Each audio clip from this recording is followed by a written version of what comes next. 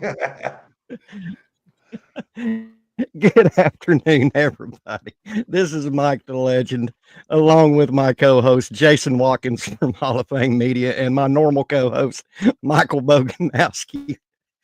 Y'all don't want to know about the conversation we had in the green room, but if you're new to the channel, new to the family, please hit that red subscriber button, wipe your feet, and turn on that post notification bell. Give us a like, comment, and subscribe, and share this with your friends. And if you would like to, for as little as $2.99 a month, you can become a member of the Sooner Legend podcast family, where you will never miss any of this goodness that we will be laying down. Gentlemen, what's going on? What's up, my guy? How we doing? What's up with you, Mike? You all right, man? Everything good? Oh yeah.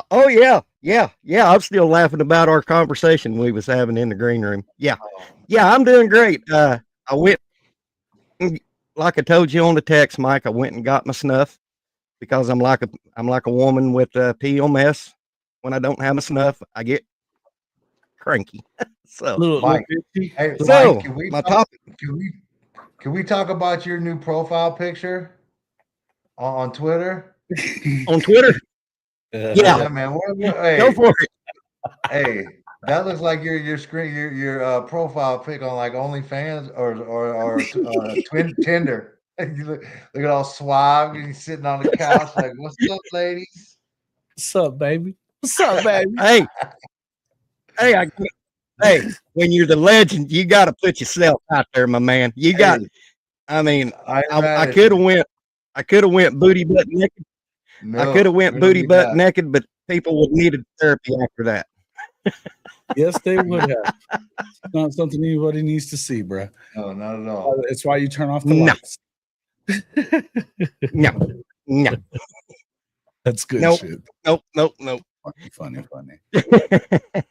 Well, I had a good weekend, guys. You had a good weekend? I smoked me 120. Yeah, smoked 120-pound doe with my bow. Nice. So life is good. Yeah. And sitting here wondering over the weekend, how we gonna upset Alabama? Dude, I got the formula. I got it. If you guys want to hear it, Bring it on. I'd love to hear it. it's Hit me with your best it's a shot. little risky. It's a little risky. All right. It's a little risky, but Okay. it starts with a freshman running back named Xavier Robinson. Thank you. And we have if he's willing, we have to burn his red shirt. What? Mm-hmm. We have to burn his red shirt in the hopes of getting bowl eligible. Yeah. Now Exactly. I try to think about that. You know, if Mike was in that situation as Xavier Robinson, would I be able to? Would I be okay with it? And I struggle with it. Do you? Yeah, I do. Why? Because I wouldn't want my son to pay for the deficiencies that we struggled all year in a last ditch effort to try to get bowl eligible. Because I feel like some of these decisions weren't made, and some of the best. I don't know. I just feel like we didn't put ourselves in the best best foot forward offensively. Yeah, and I wouldn't want my son to maybe. I don't know. I just feel like that's a tall task and a lot to ask for, considering the circumstance. But Rob, pound the rock, shorten the game up. What? How many games has he played in though? Are you sure he can't play in anymore? He can't play in anymore. What the fuck? Damn. Yeah, he's done. That was his fourth game right there. And mind you, he played like 2 snaps against Texas, I think, and maybe another 2 at Ole Miss. Is what I think. What I think I remember reading. But get that big son buck the ball. Let him pound on these cats. Let those defenders have to come tackle him.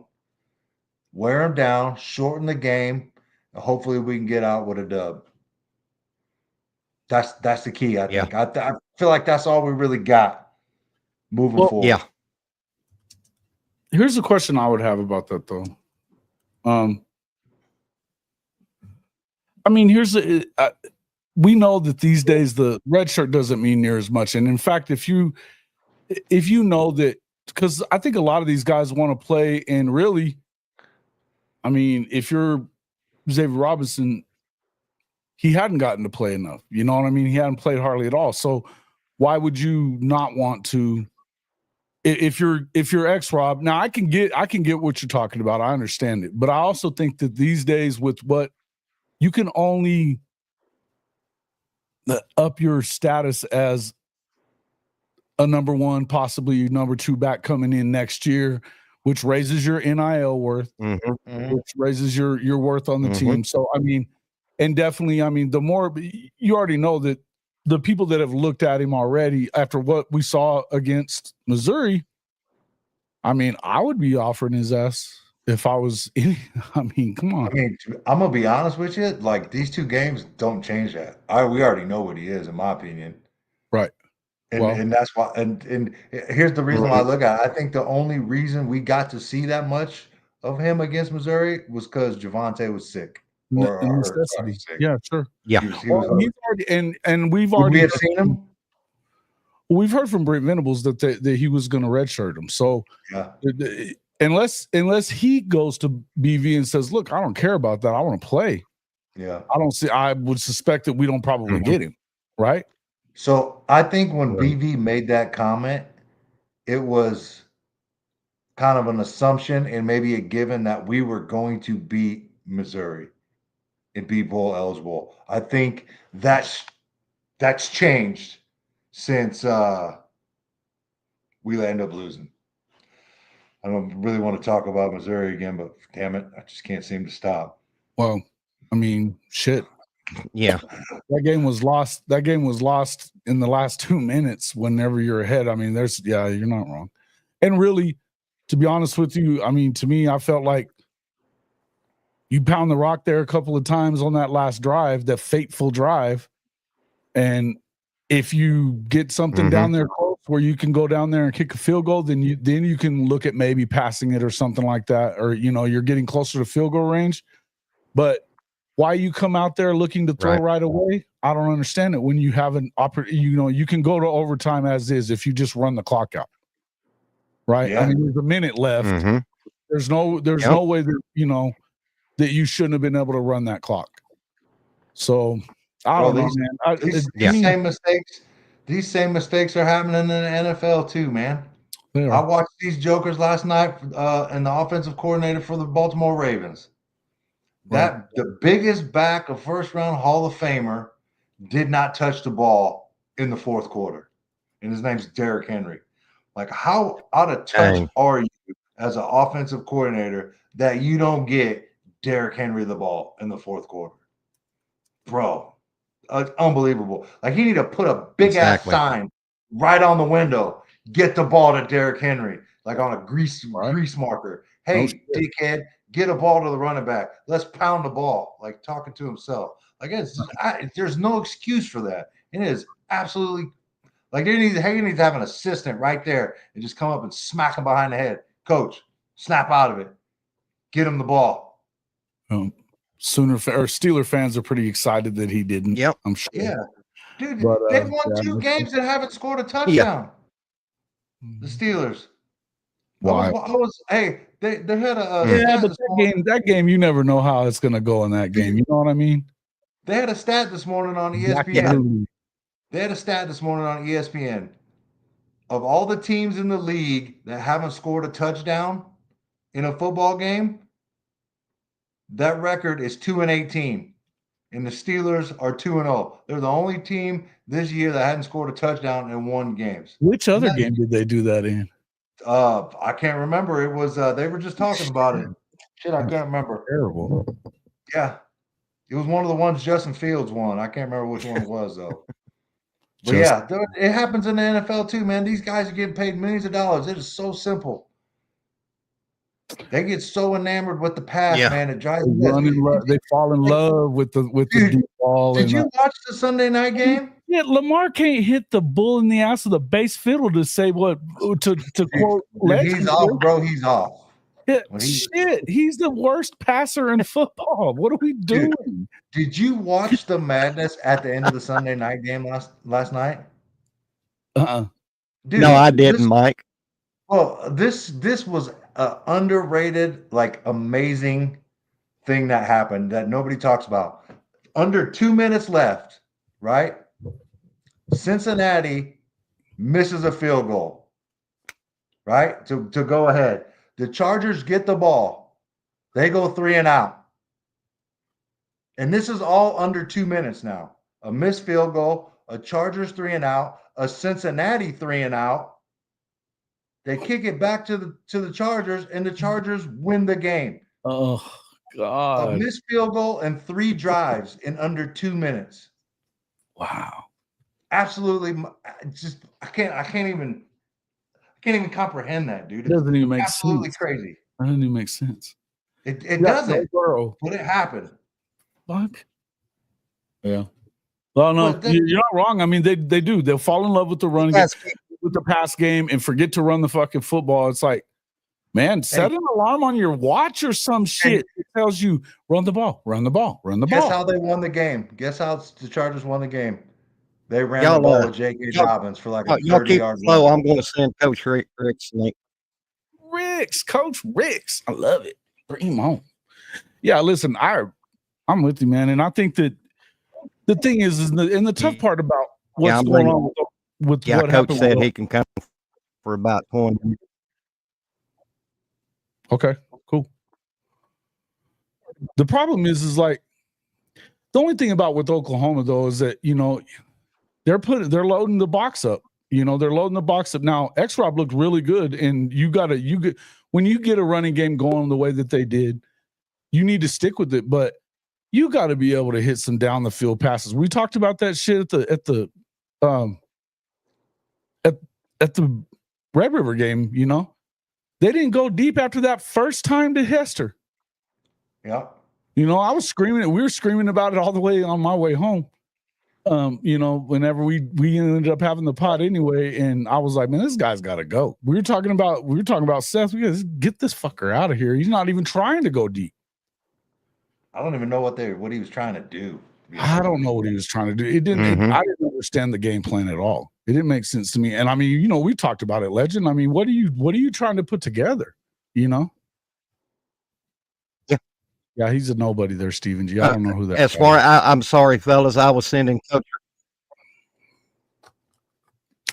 Oh, no, I was just saying. I was sending Coach Rick's link. What's the question, my brother? Well, the thing is that we were just talking about how you didn't really understand kind of what they were doing. And like, you've got to, but in order to have a good running game, and is particularly with what you do, and in the SEC, if you don't have them, if they're stacking the box, you're fucked. There's no way you're going to be able to run the football. So you've got to be a threat down the field. You've got to be a threat down the field. Yeah. Hey, Kimberly K. You got to. I mean, here, Coach. Here comes Coach Left Cheek. What's going on, big dog? What's going on, fellas? What's going on, Big Mike? What's going on? Norman, get over here. Okay, I am officially scarred for life. I'm needing therapy because I seen Mike Tyson's ass the other night. Man, that was wild. He made a lot of money that night. Hey, that was wild. It really bothered me. I hated that fucking fight. Dude, I'd rather go broke than do some shit like rigged. that. I haven't bought I'll never buy a Mayweather fight, and I'll never buy a Jake Paul fight. Now, if somebody wanna legally stream it, I'm gonna come through and watch it. Or somebody else wanna buy it, I'll come through and watch it. But I ain't giving them cats money, bro. In real life, Mike Tyson would have dog walked his ass. in between my dog walking. He certainly ain't the same dude that he used to be, for sure. But I Dude, wonder if that wasn't a fix. it had to, dude. I've seen the thing on Twitter where it was like He couldn't throw they an had a uppercut. clinch and Jake Paul saying something to him, and Mike Tyson acknowledges it. And after that point, Mike Tyson just kind of stopped throwing. You know what I mean? But Yeah, I don't Mike think, Tyson I was don't finna think he tag threw him. but like 70 punches or some shit like that Yeah. at the Oh, yeah, most. dude. Yeah. Well, he couldn't throw an uppercut. He couldn't do anything like that. That was in the contract. So it was some stipulations in there that he couldn't do. See, those fuckers. I would have lost my shit could you imagine I buying would. a ticket to that fucking fight? Well, here's the thing.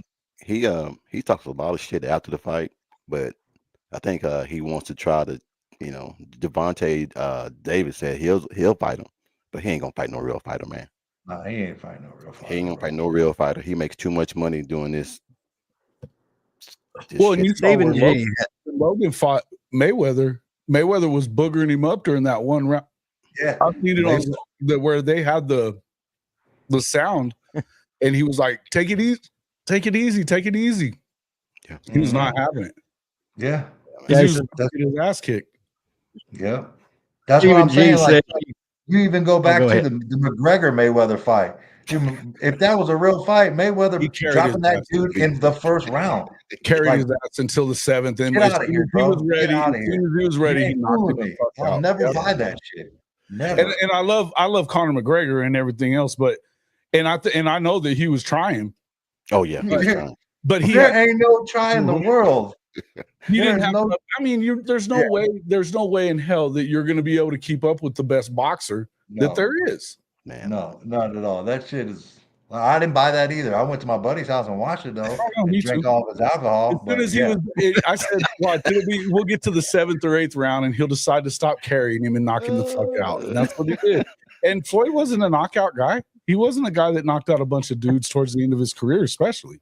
Nah, not at all. But yeah, that shit was wild. But yeah, man, you gotta sidetrack with Mike Tyson, the vision of Mike Tyson's ass. Damn it. Yeah, I'm Well, not Jason, Stephen G says you can't answer, but so panel, who should start, Casey or Hawk? Hawkins, man. Hawkins. I mean, I answered it earlier, but I don't. To me, I can get Jason, behind. go ahead and answer this. This is my show. I can get behind either. I can get behind either starting. If it was me, I'm probably starting Casey, man. I ain't putting Mike Hawkins out there behind that O-line. It's not doing it. There's more possible damage, like mentally and in getting gun shy. Oh, but hold on now. You saw that offensive line. It wasn't the problem against Mizzou. Yeah. No, in fact, the left side of that old line graded better than it did all season. I think there's a difference between Mizzou's D line and Alabama's D line. Yes, sir. That's true. That's true. I'll give you that one. Yes, sir. Yes, sir. It sure is. Yeah, I'm dude. Yeah, I don't know, man. Coach Lefty. I want to protect these young quarterbacks, man. We are not protecting young quarterbacks in college football or the NFL. Like, this shit ain't a game, dude.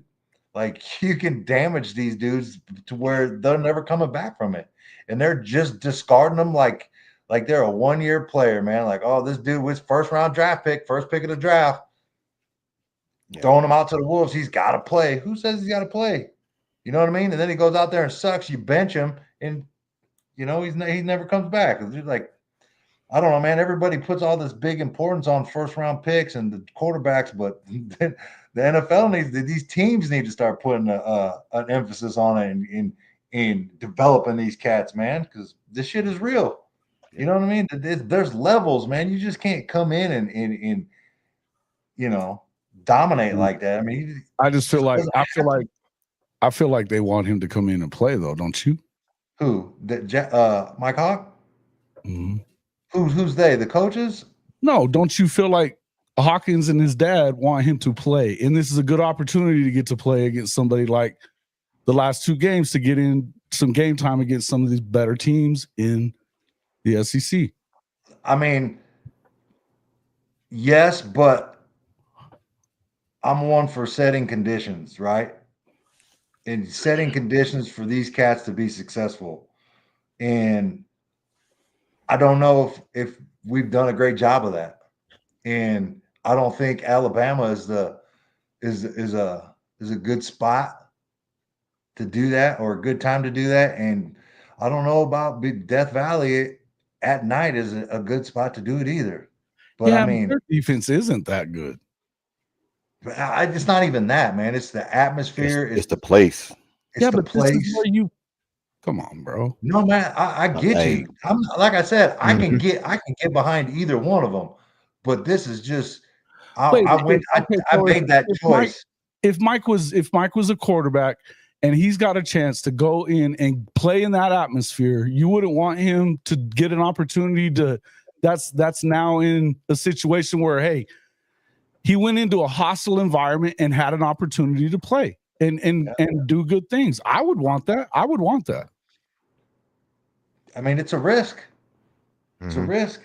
And I mean, I'm not like, I don't know, man. Like, there's just, like I said, man, I see this. It happens every year with quarterbacks, man.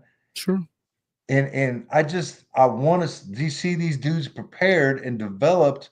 I mean, if you're going to do it, then I want to see that you're, you know, dedicated to, you know, that you've got some kind of, I agree that you better have some kind of love for him and give him a real shot at having the job next year, which again, I mean, we don't know what's going to happen. And surely whoever's going to come in and be the next offensive coordinator is going to they're going to have to go get somebody in the portal because you've got nothing but freshmen. You'll have a sophomore, a true sophomore, and then another redshirt freshman, and then you've got a freshman coming in Sperry, which I like Kevin Sperry as much as the next guy as far as how he throws the football. Yeah. But I mean, we've seen what it is to have a guy with no experience. Dude, that's my point. Like, but like, that's where you get this opportunity to get him some experience. That's big for him, right? Is it not? Yeah, I don't disagree on the experience aspect. I don't at all. But it could go left real quick. And is that something you're willing to risk? Hart got rolled in the Palace against South Carolina because they have the best defensive line in the country and because they have the worst freaking game plan in the country. Terrible game plan. Terrible game plan. I mean, you got Bauer Sharp. That's why that's why I'm thinking the way I am right now, because they haven't demonstrated a consistent ability to formulate a great game plan to put people in position to be successful. I don't know why we didn't go back to the game plan that they had against Ole Miss, because they were right there. I don't think they know how to call a damn play, Jason. I don't think they know how to call a play. Well, that's fair. We'll be here in the first half and we're all happy and talking about the things that they did the first half. Then the second half we go out there and we're like, what the hell did they just happen? Keep doing the same shit that you did to get the lead and make the defense change. Don't change for them. Don't help them. You know, I mean, if you just keep think about it, Coach, you've talked about this. Yes, all you have to do is go to 12 personnel and just keep running Xavier Robinson off anybody. It don't matter. Dude's getting 5-6 yards of carry. Slow and walk why don't you do that? I mean, that's the kind of game plan that you got to probably come into here with. And look, this is where I've been saying for a while now. Is if you're Brent Venables, it's your turn to step in there and decide, look, 22 personnel, I don't give a shit. We run the damn football. And I want us to run 70-30. Period. Plain and simple. And you bring me a script that shows me that, and that's what we're going to run it off of. Why not? Hey, to answer I agree with that, Jason. I really do. Sooner in Texas question. It took Alabama to have a last-second interception against South Carolina to win that damn game. South Carolina got a damn good defense, man. South Carolina's got a damn good defense. Them grown ass men. That's different. I don't know where he found them at. Those defensive ends are as good as they're better than anybody else's in the country, Brand. Period. As far as the tandem's concerned, nobody's better. Yeah. I agree with that. And here's what I can't understand, and me and Coach talked about this. Go ahead. Sorry. Coach and I talked about this on the phone. You had Deion Burks and Jalil Farouk back. Why in the hell didn't you use them? Mhm. Hell out here, man. Or you're using them like tight ends instead of fucking guys that can get down the field, right? And you were using them like tight ends. Yeah. I mean, can they Slant not route. scheme to get the receivers open? Slant routes, curls, something. How many games have we saw the last few weeks? I mean, hell, running over fly. The running back coming out of the backfield, catching the ball. Everybody's doing it, and it's very effective. But it was painful, man, to watch that damn game, man. And to still Apparently, we don't know how to do that, Coach. Stevie G, we're not talking about whether you win the game or not. We're talking about what you can do to be competitive and what you can do to give. I mean, you need, if you want this kid to be this kid is possibly going to be your quarterback next year, experience against Alabama is a good thing. Period, point blank. Experience against LSU on the road in Death Valley is a good thing. Even you don't want to get him beat to death, but again, this is where you say this is where I say to Brent Venables, hey, you're the head coach. I know you're a defensive head coach. You're still the head coach. Tell them you want this. Tell them you want them to run the fucking football. Yeah. The same way that Alabama's going to try to beat you with Jalen Milroe. Hey guys, can I ask y'all a question? Yeah, which brings me to this question. Yeah, go ahead, Coach. Go ahead. Go ahead. Mine can wait. I was going to ask, can we put a spy on Jalen Milroe? You fucking better. It'd be a long game if you don't. You better be, shit. He's gonna kill your ass if you don't, because if you don't make him one-dimensional, that's the only chance you got of staying close. If they can run the ball, especially that was another one.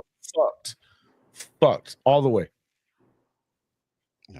Yeah, that was one of my keys to the game. Yeah. Oh, dude. Yeah. You got it. You hit the nail on the head, then, legend. Because to me, you got to make him beat you throwing the football. Yeah. You got to make him one-dimensional and don't beat him with your legs, because let's face it, his passing is not too stellar.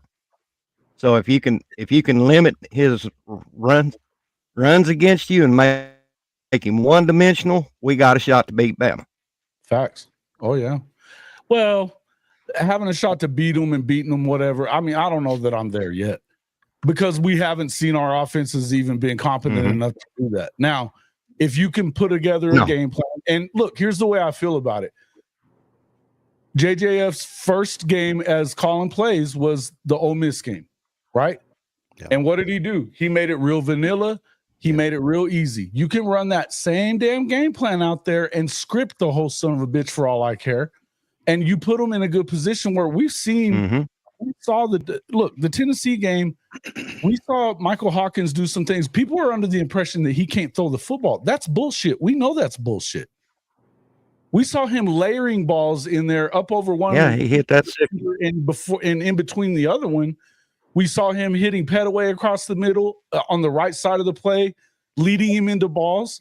I mean, we've seen him doing things like that. If you make it simple and you know, don't do nothing crazy, but give him an opportunity to hit some down the field throws and get your running game going in some way, then, I mean, can you be competitive? Sure. Do I think you're going to win? I don't think so. I mean, at this point, it's not like I'm just going to pick them to win, because Alabama's probably still the best team in the SEC. I mean, they just are.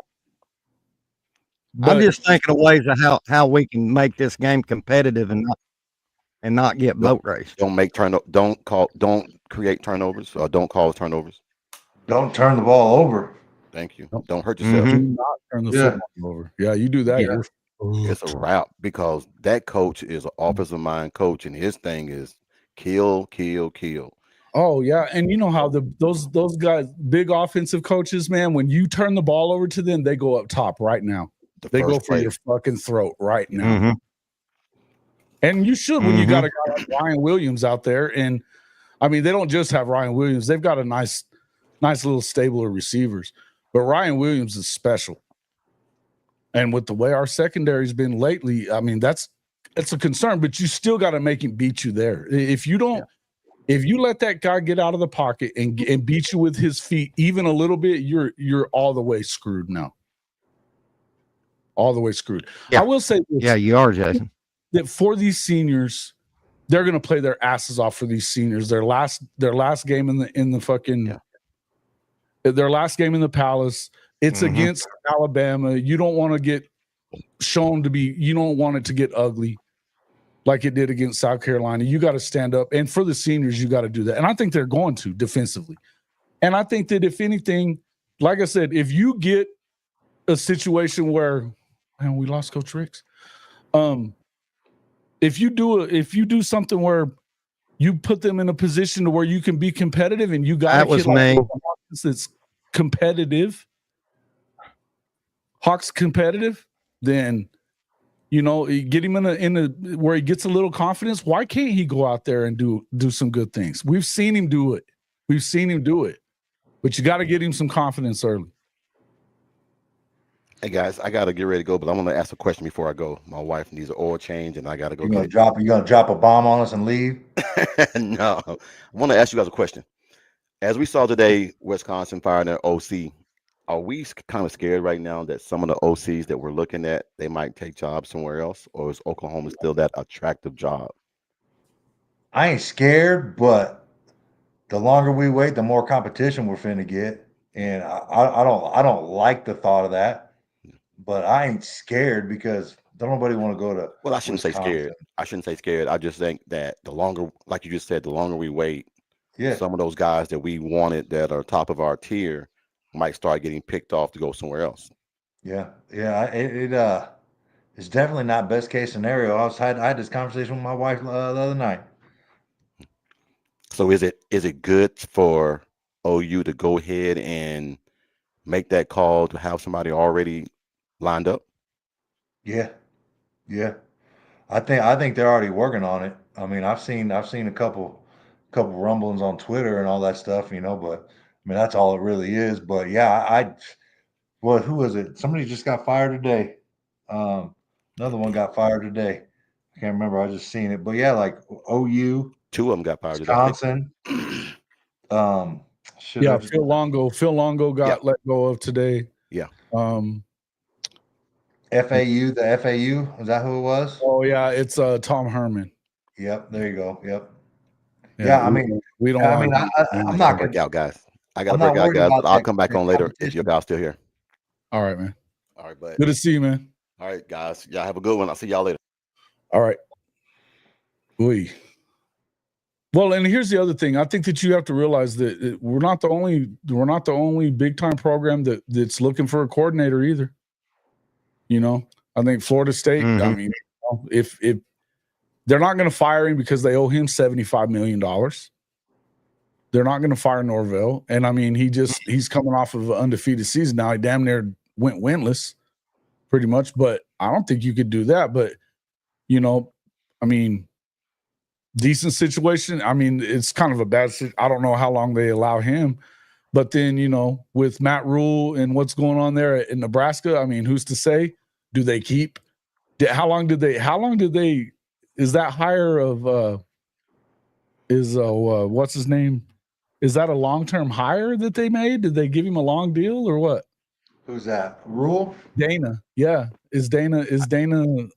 I don't know how long he's there, right? I have no idea. Oh no, I ain't seen his contract, Jason. I don't know. It's. I mean, you know. I mean, does my man that gets hired Jason, as an offensive analysis does he now from jumping from that to offensive coordinator? Do they keep him at the same pay, or is my man like, nah, hell, you got to pay me? Who? Kevin? The Nebraska offensive coordinator right now. Oh, well, that's Dana Holgerson. I think that they made him that. I don't know, because that's what I'm saying. Does he become the offensive coordinator at the same price as he was an analyst, or does he say, "Well, that you need to pay me"? He wasn't an analyst there when they first hired him. After he got fired from West Virginia, he got fired from Houston, and he was working as an analyst somewhere else. Oh, who's the guy? I thought that was the guy that got fired from West Virginia, the old coordinator. No, it was Dana Holgerson was at Houston last year. Oh, he was the head coach at Houston for the last 4 or 5 years. But yeah, no, he was brand new. But they just put him on staff like 2 weeks prior to him becoming the head coach, right? Or the offensive coordinator. No, he wasn't already on. He wasn't on staff before becoming the OC. He came and met with Rule, became the OC, and they threw him into the fucking fire that day. Damn, I must have been hiring 2 kites. I do not remember that. I had something. Yeah, Dana's making 4.4. Wow. Holy shit.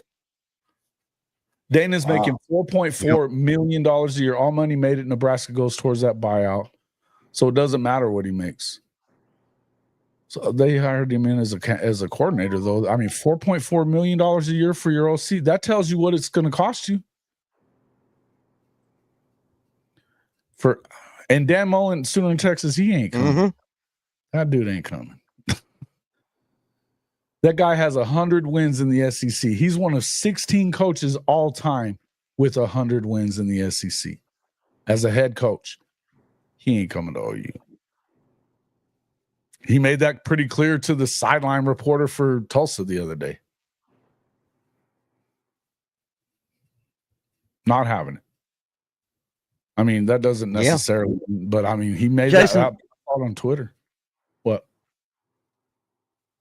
Jason, here's a theory I've got for you and Mike, and I've been thinking about this for the past day or so. We still got that O'Neal kid for the 2026 class, that quarterback out of California. Which leads me to this theory. Maybe we already have the OC hired and it hasn't been announced yet.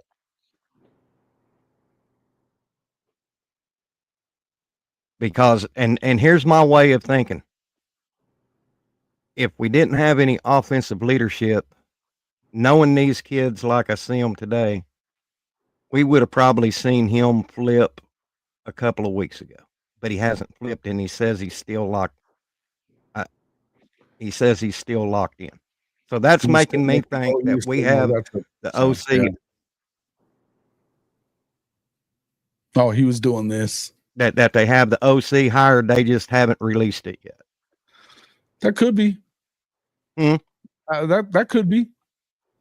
I can see that. That's my theory, Jason. I don't know that I think that's because that always gets leaked.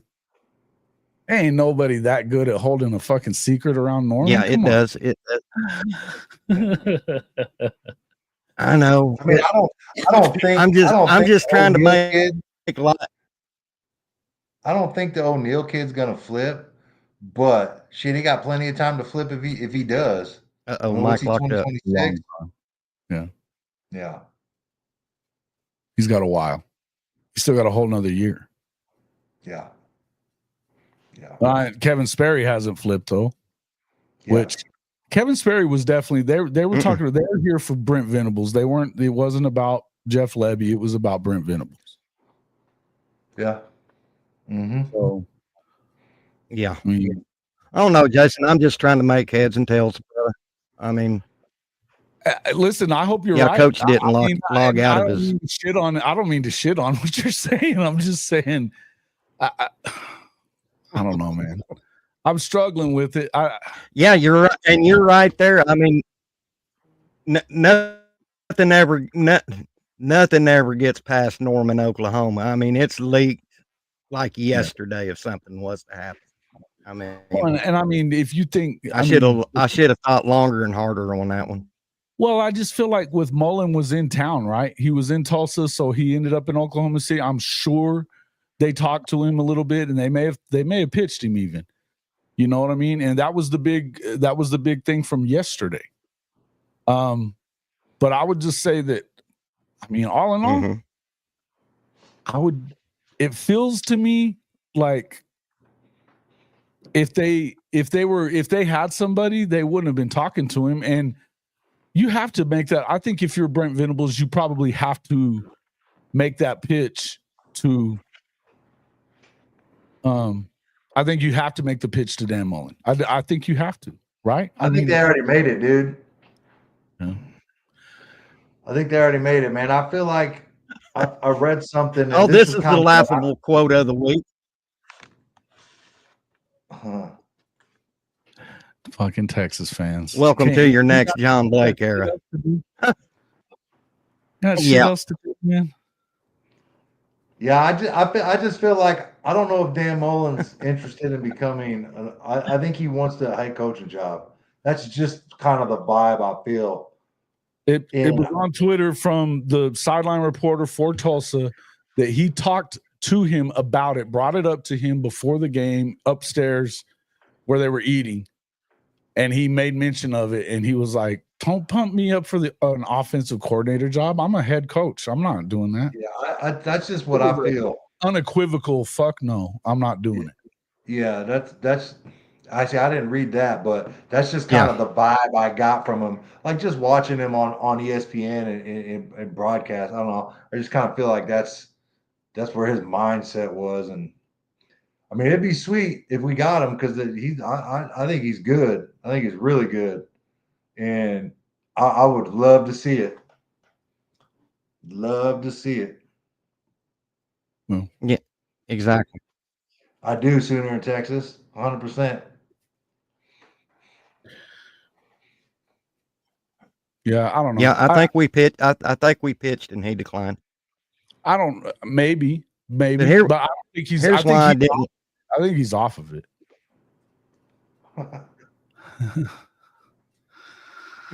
His OnlyFans, huh?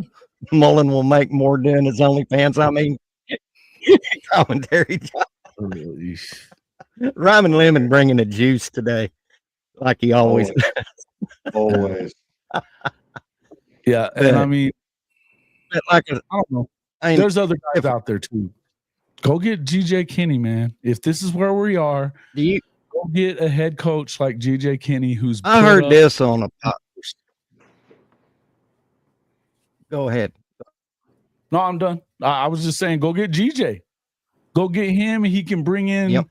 He can bring in Mac with him, and hell, it only makes you more. It makes you much more marketable if you come in and turn it around at Oklahoma, put them in the playoff because of what your offense is. We know what he's done with Cam Ward. Cam Ward's the type of, he's going to be the same type of guy as what you're getting with a Hawkins. I think that there's a big upside for him to be that guy. A big upside for that. He was a pro quarterback, a very good, he was good and came from nowhere. Played at Texas, didn't get to play. Went to Tulsa. The familiarity's right. I think that's a home run if you go get GJ Kinney. If you're not going to get Will Stein, which I don't know that you are, and that would be my number one. If you go and throw $4.5 million at that guy and he doesn't take it, then fine. But at this point, the next one is, it's got to be GJ Kinney. There's no way he's making that at damn Texas State. There's no way he's making that at Texas State. And yeah, he could get the Baylor job. I understand he could get the Baylor job. But now here's what I heard on another podcast the other day is Florida State is looking for an OC. Now, if you're an offensive coordinator, both of you, and you want the premier program to go coach for, would it be A, Oklahoma, or B, Florida State? Well, it's a no-brainer with the defense. It's a no-brainer with the defense. If we're choosing between those two, that's a no-brainer. I think so. I mean, for one, FSU don't have the brand like Oklahoma does. I'm sorry.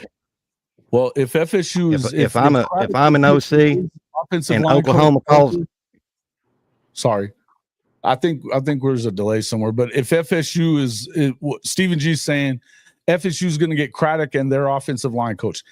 If he wanted to bring his O-line coach in instead of Bill Bedenbaugh, then let that fucker go.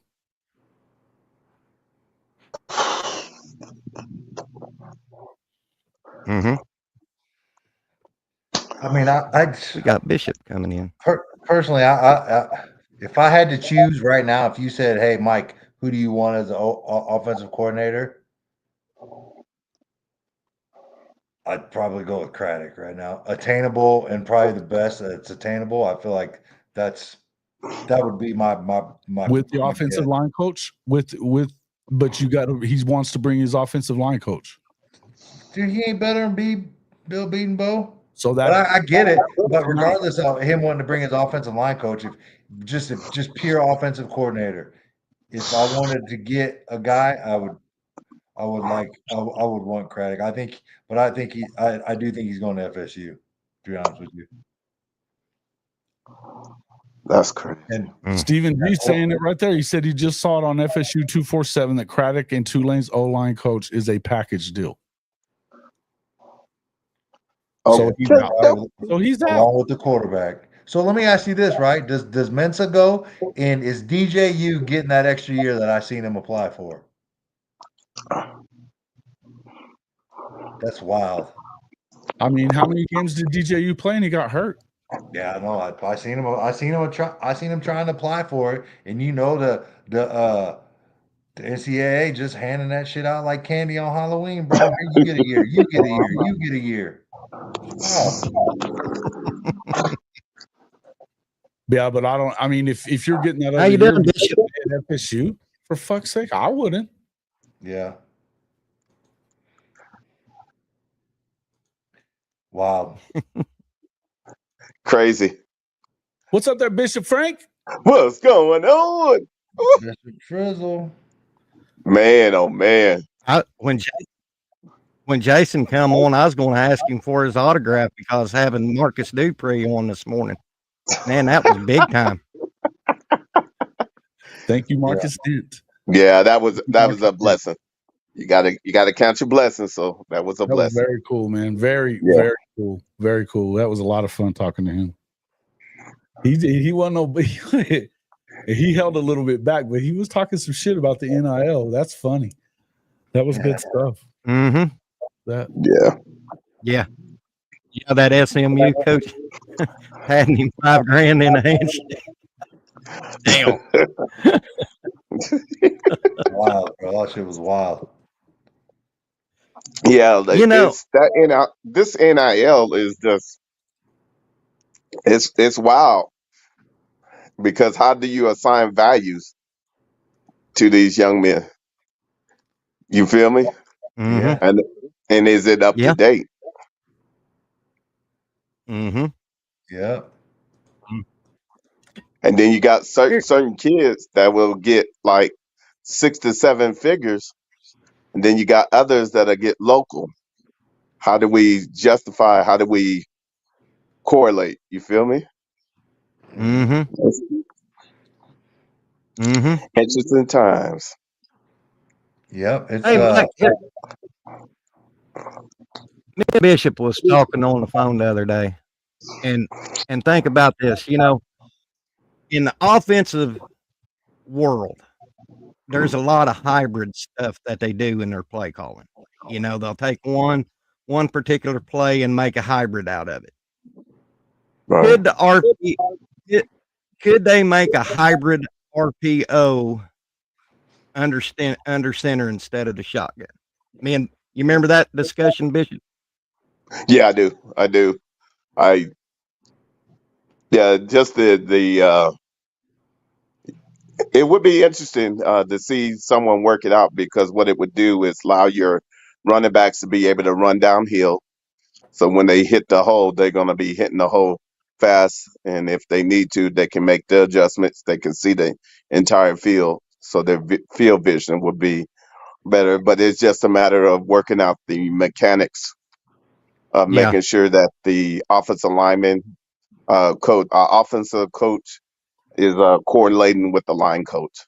But it can be done. It'll actually speed up your running game, and you'll get more yards.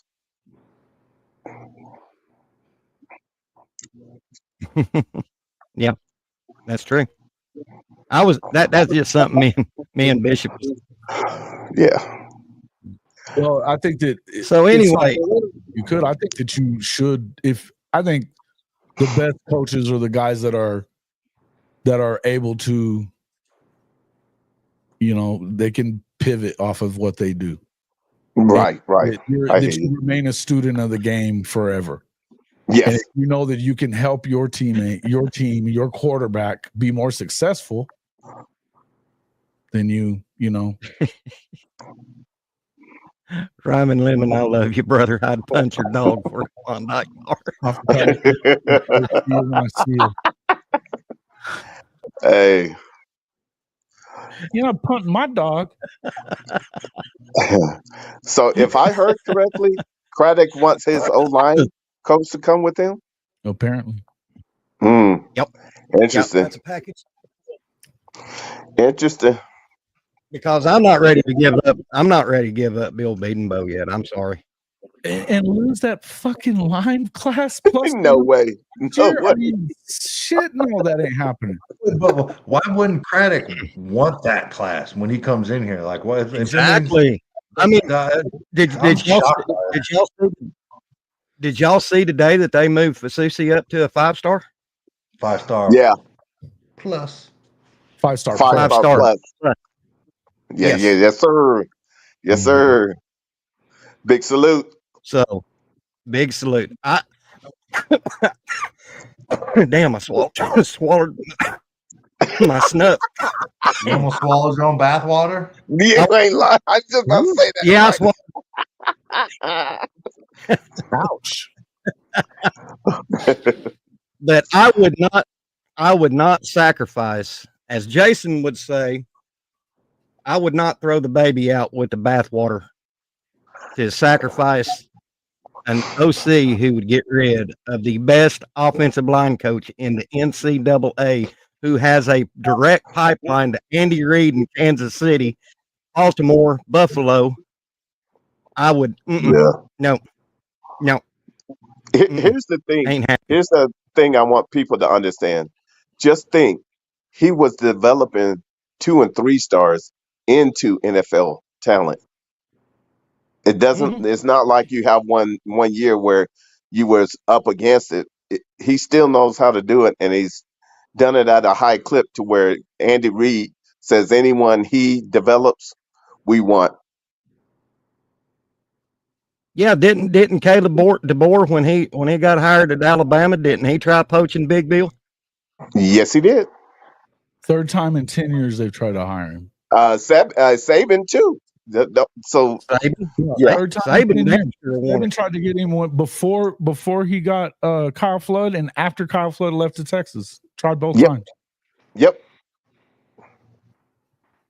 So Kimberly K has an interesting question. Can't they adjust DB's position and not get rid of him? I mean, why would you want to do that? He's the best offensive line coach in the country. I mean, you can make him offensive coordinator, I guess.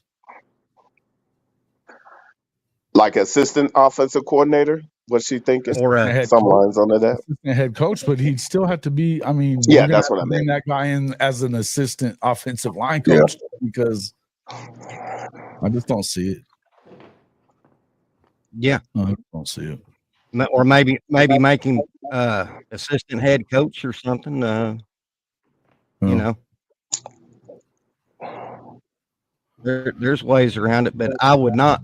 Ain't no way in hell that I'd sacrifice Big Bill. No. No. Can't well, that it's just I don't see how Craddock would even want to, with knowing what type of line play you got coming in, plus what's already developed. How would you? It's like pissing away two classes, right? The 2024 class and Yeah. the 2025 class. That don't even make sense. Yeah, that. Yeah.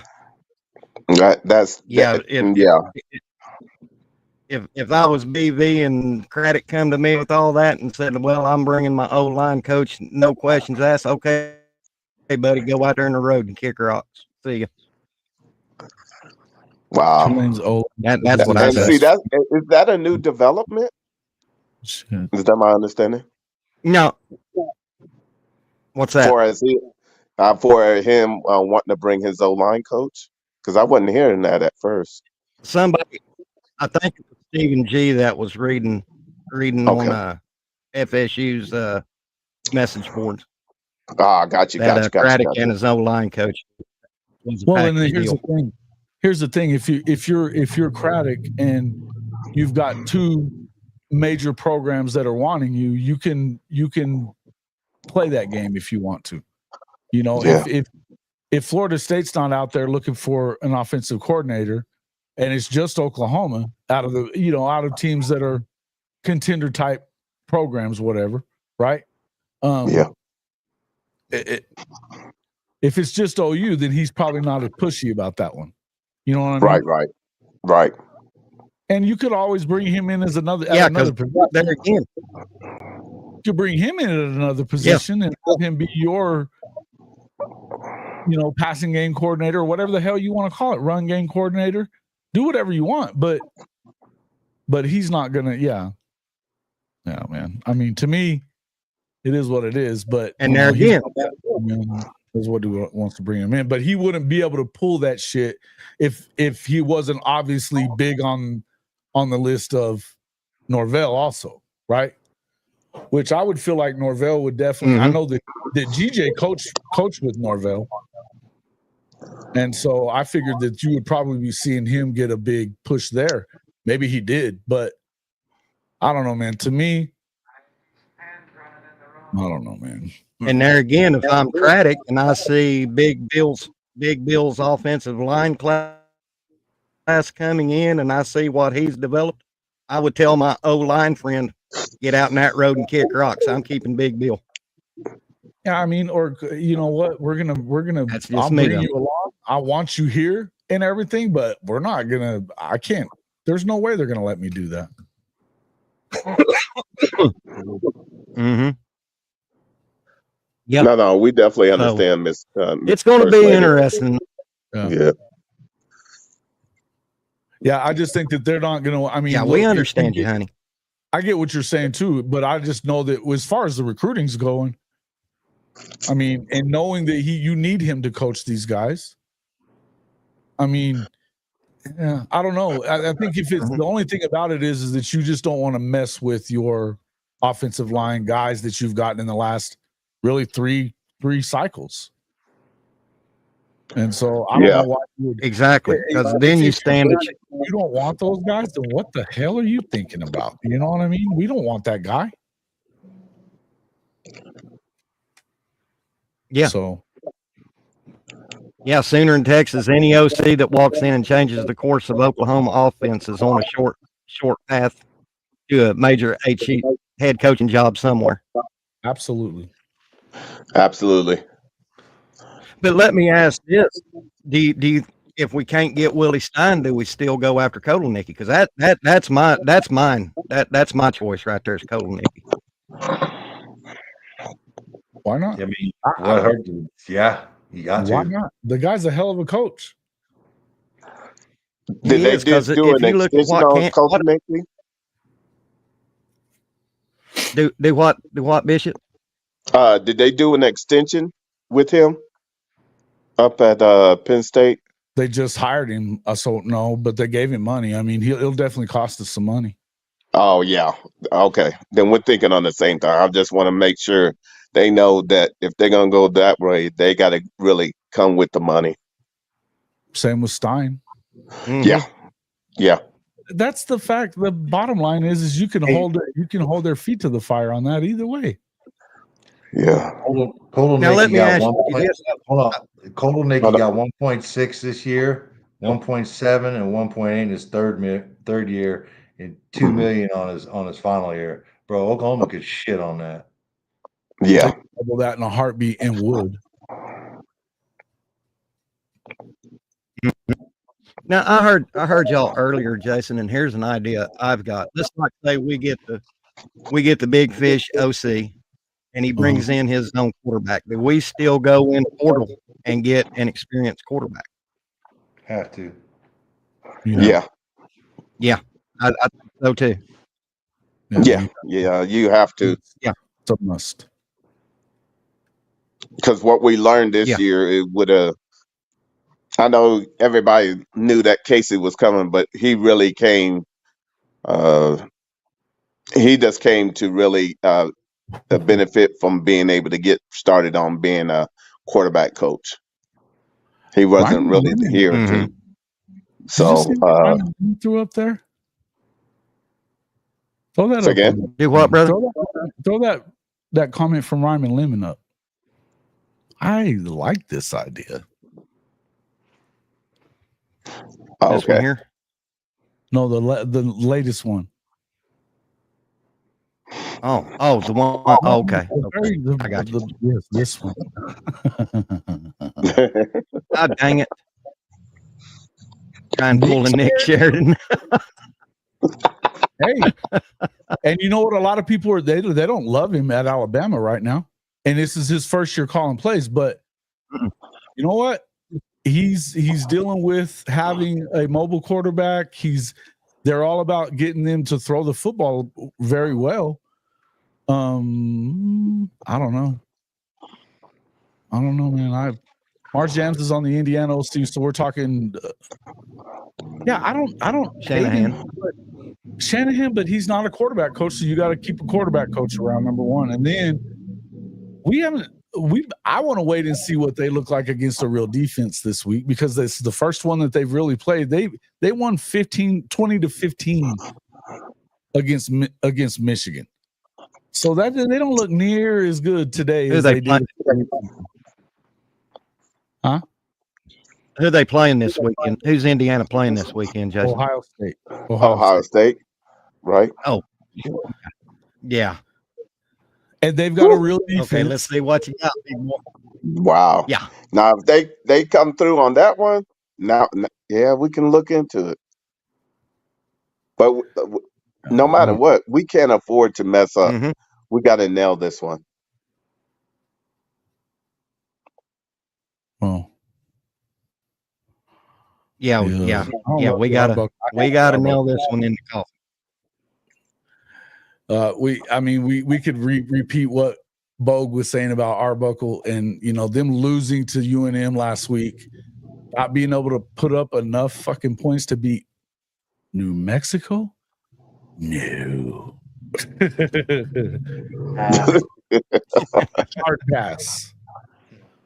Hard pass. Yeah. Hard. Yeah, hard pass. Hard pass. I just, out of all the ones we've mentioned, I feel like that if we can get one of these OCs come in, I feel like that they could have it, that we could be a competitive team next year. Because if you look at their yards, yards percentage, their points per game, stuff like that, I feel like they could come in and make a difference that they want.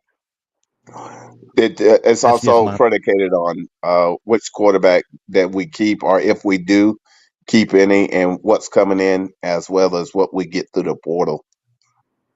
That's going to be huge. Mm-hmm. Exactly. Because that could change a whole bunch if both of them are lost. So. Yeah. And I've been seeing comments come in my regular video saying we're going to get skull drug for the next 10 years. I don't buy that. I mean, this is what I tell everybody. This is what I tell everybody. This year we was one OC and one quarterback away from being a very, very competitive team this year. And that's just my thought. I mean, we had a bad year this year. Yeah. We Perfect it storm. is what it is. Yeah. Perfect storm. And Yeah. Bishop, me and you talked about yesterday. These last two games, and I'm going to use this analogy. Right now, OU is a wounded dog, and the last thing you want to do is get around a wounded dog because they will bite you. But Facts. so keep that in mind. Well, So I know this. yeah, When I did the WRE for Alabama, there's some holes in their defense if we can just exploit them. Exploit them. Yeah. See, that's why I'm not high on Joe John because he don't exploit. That's why I didn't like Seth Luttrell. He didn't exploit. I mean, a good OC will sit there and watch film, and because you guys, especially you, Big Mike, has played the game, been in the game. Every good defense has a weakness. Bro, we get better game plans from Teddy and Gabe. Man. Yeah. Yeah. Hey buddy, if I'd banned you, I wouldn't be seeing you. You haven't been banned.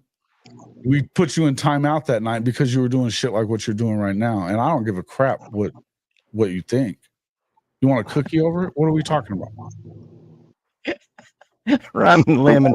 I have it on good authority that make the Legend's feet smell like catfish and hush puppies. I refuse to give sports. Bro, he's got to be using like AI or something to come up with some of this shit.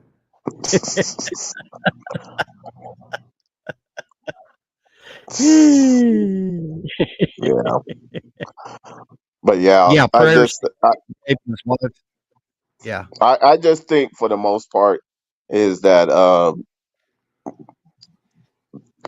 right now Joe John has to get 6 to 10 plays that without a shadow of a doubt that whoever is the starting quarterback can absolutely run, and they have so many variations off of that they should be able to make sure they get into the right play. Oh, guys, I need to give another shout out before I forget. I promised him I would yesterday, but I didn't do a live stream. Legendary radio commentator, sports commentator, Mike the Steel Man Steely. His wife has MS, and yesterday was her birthday. Wish Mrs. Steely a happy birthday, and apparently the illness took effect on her, and she fell into something and broke her nose. So prayers out to the Eichard and Steely family on that. So Facts. So Mike, if you're listening, I fulfilled my promise. I've been following Steely since the early days of Sports Animal, and I love him. Love you, Mike. So there's my shout out. Continue, gentlemen. But no, yeah. But no, that's all I was saying is that we got to, without a shadow of a doubt, we got to put points up this game. Not really worried about winning or not. It's just being competitive right now. Yeah, and showing that. Go ahead. Can we please at least try throwing downfield? I mean, can we try? I'm Gucci with it. I mean, we haven't done it consistently, so I mean, I'd say no, probably not. Like we haven't made a concerted effort to do it on a consistent basis, so probably not. Well, if I see Barrett Sharp doing a jet sweep Saturday, y'all will see me on Dean Blevin's Sports Hour of the guy who's gone postal.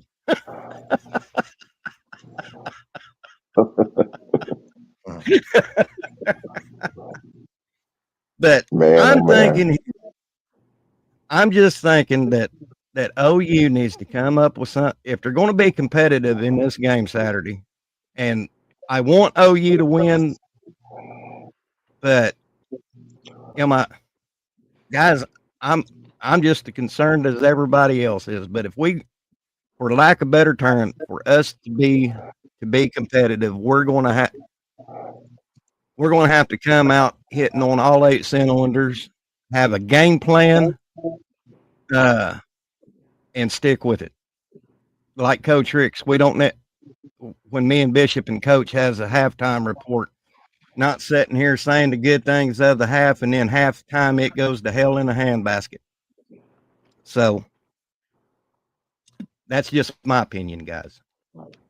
And so, Mike, are you was you saying earlier that you still want X-Rob to play, or burn his red shirt,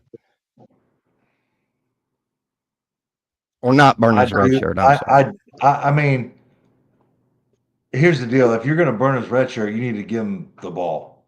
You know what I mean? If you're going to burn it, that's at the expense of all your other running backs. Like if you're going to burn. Okay. Is X-Rock? I thought he hasn't. What? How many games has he played in? He's already played 4, Bishop. Wow. Yeah. Then burn it. Burn it. Because who else do you have to run the ball? Yeah, but I don't know that. Exactly. I mean, if he already said he was going to do the red shirt, is he going to burn it though? And like Big Mike was saying earlier, is if you're his family, are you okay with that? Ooh. Exactly. Yeah. I mean, there's a lot of variables that goes into this. As bad as frozen up Big Mike, but yeah, as bad as I want X-Rob in the game, there's a lot of variables that has to go in with his with him burning his red shirt. So I'm gonna have to do a lot of thinking and praying on this one, guys. Yeah, I didn't know he played in 4 games. Oh man. Which leads me to this question: now that we're playing at Go ahead. Since we're playing in at home, do we still play the young pups on the O line? Yeah, like EPL, Hockenkoomeny. You're not going to lose. I would. You don't lose. I would, but that's just me. But you don't lose your their red shirts over it. They've got it set up where they don't lose their red shirts. Yeah. So, but I mean, you know, Big Mike. I mean, he would, as a parent, he even said, you know, that he would struggle with that because it was mismanaged all year. Why did you have him? I mean, before last week, how many carries did he have? What, a couple? I think 12. Something like that. 12 carries. How many carries did he have last week? 8 carries, I believe. Is that Coach correct? Ricks knows For some reason I got 8 in my mind, but I could be wrong. And why haven't we seen Hicks all season? He's got 2 carries for 11 yards. Yeah, 2 carries for 11 yards. Is the rumors true behind the scenes that he's basically already out the door? Is that my understanding? That's what I've heard. That's the scuttlebutt I've been hearing. I mean, man, yeah. So Xavier has 15 carries for 85 yards and a touchdown. How many do you have in Missouri? What about 8, 9? Yeah, he had hold on, let me look.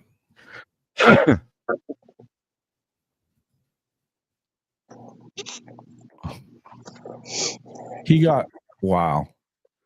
So he got nine carries against Mizzou, six against Maine, and then he played against Texas and got 2 receptions, but no carries. Yep. What the fuck was that about? Yep. What? Exactly. What other game did he play in? Texas, Temple? Maine, Mizzou. So he got one game left? Yeah. Well, Well, I read something the other day. I thought he played against Temple. no, he can play. It's so far. This is what they're showing. That's what they're showing on ESPN, that he's played in 3 games. So he can play in one of the next 2 games and still get his red shirt. Bro, I'm pretty positive. Let me go back. I'll look on the Sooner site. Yeah, I feel like if that's the case, as bad as I hate to say it, I would save him for the LSU game. I mean, it's 6 one half of the other, Jason. It's just, I mean, what do you do? I mean, that's a tough decision. Matter, whatever. I mean, either one. Is that your one that you have a better chance of winning? Sure. Yeah. Yeah. There's Coach Ricks. He's only played in 3 games, so no matter. That's according to ESPN, but I haven't looked at the stats. Let's see. So he only played in 3 games. Wow. And the thing and Coach Ricks brought this up to him. The thing that I love about X-Rob, it's that he gets yards, blah blah blah, but it's the little thing he does. He falls forward instead of backwards. Yeah. No doubt. That's what I like about X-Rob. He gives you that Samaj P. Samaj P. Ryan never fell backwards. He always fell forwards. Yeah. And he gives you that. X-Rob gives you that P. Ryan vibe. Yeah. What did you figure it out, Jason? When I had another internet snafu. What? 3 games. 3. 3 is what it's showing, but I haven't found him on Oklahoma yet. Hold on. Oh, all right. Because On 3 does a freshman tracker after each game, and I'm pretty sure I pay close attention to it. I'm pretty sure that he don't be in 4. Playing in 4. Yeah, they're showing him playing in 4, but if they're showing him playing at Ole Miss, offensive statistics, they've got him that he played at Ole Miss. He got no carries though, and no receptions. According to what so he can't play anymore. Nah. According to Oklahoma's own site, nope, he can't play. Jeez. And he didn't get a touch. So he must have played special teams at Ole Miss. Or he could have been a decoy. That's some fucking shit. Yeah, Rob, I think BV stays because here's my deal with BV. And I've been saying this all for a while. If you was to fire BV right now, you would lose your defensive core. You would lose your recruits coming in for 2025. You stand to lose a lot, and I think without BV, we would regress back 5 to 10 years. That's just my opinion, but I'm not so long as they don't get blown out of these next 2 games, he's definitely safe. Yeah. As long as he don't get like really embarrassed, you know what I mean? Yeah. Coach, the way the Board of Regents talk, they're behind them, and they basically have already seen him coming back. So I'm glad you brought that up. Go ahead, Jess. Because we talked about this and I should have brought this up already, but hey, Chris Mason and myself were on last week, remember, on Wednesday night, and we did our little exercise with the if you had an extra money for the NIL. Right. Well, come to find out, that's actually, it sounds like that's a thing. Right now, I don't know for sure that it's happened just yet, but it sounds like that has been the conversation that they've been having amongst some of these big boosters, that rather than paying a $44 million buyout, It goes down $12 million if he stays next year. So they were going to take that 10 to 12 million, whatever, and maybe even a little bit more, and infuse that into the program to get difference makers. So you go out and you get 5 or 6 really, really good players in the portal that come in and make an immediate difference. So that being said, that also makes it, if you know that's coming, that also makes it a little bit more enticing for a good offensive coordinator as well, I would think, because you're going to get a big time quarterback or a big time receiver, another big time edge player, right? If there is like a big time offensive lineman, which look, I'm still of the opinion that you need to stick with the guys that you got on the line in recruiting, because we haven't seen these guys become. We haven't seen all over the country, these offensive line guys haven't been that great, right? Because the ones that are really good, they're not letting them leave town, wherever they're at. They're gonna make sure they keep them around. But that's why, to me, chances are that you could end up with really big. I mean, if they actually are doing that, which is what that was apparently why Chris Mason brought that whole thing up. That's huge. Hell no, Jimbo Fisher. Yeah. Yep, there it is. Xavier Robinson is it was shown out on ESPN because of the fact that he didn't get any touches. Man, oh man, that's crazy to have him in the game and not get no touches. That just. So here, as right now, this is from Bob Prizzibilo, right? On 3. I hope I didn't butcher his name. Coming from an extended last name person. Sorry, bud. But these are people who can't redshirt. Michael Hawkins, Tatum,